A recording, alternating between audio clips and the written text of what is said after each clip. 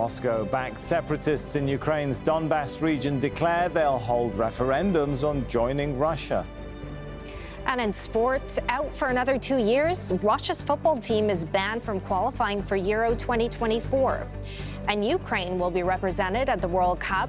Poland's captain will wear their armband in Qatar.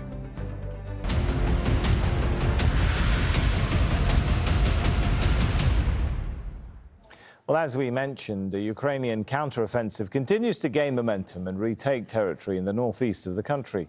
Moscow now says referendums to join Russia will be held by separatist administrations in Luhansk and Donetsk.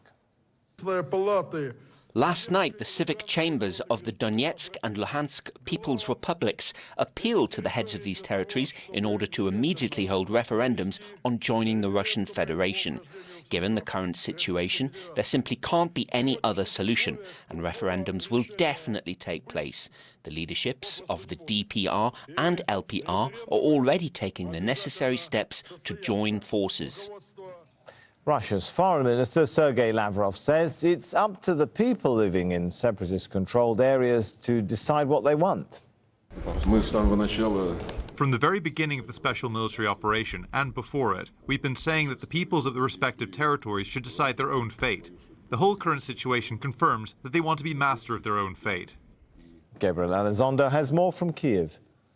In Zaporizhia and in Donetsk, in both of those regions, Russia only holds roughly about 50% of the territory there.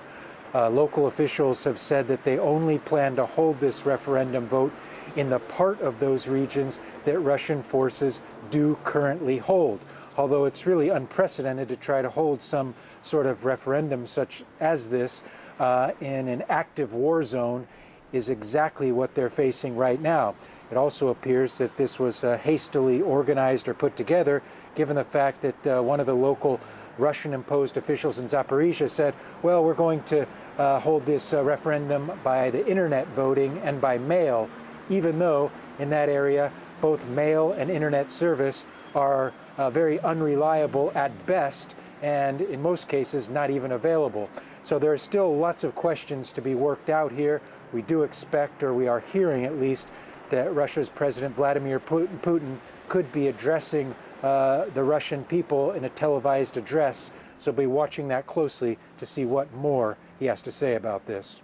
It's important to point out, we've already heard from Ukrainian officials, including the foreign minister, that are calling this referendum vote, assuming it goes forward, in his words, a sham. They're just rolling their eyes and they say it's just simply a joke.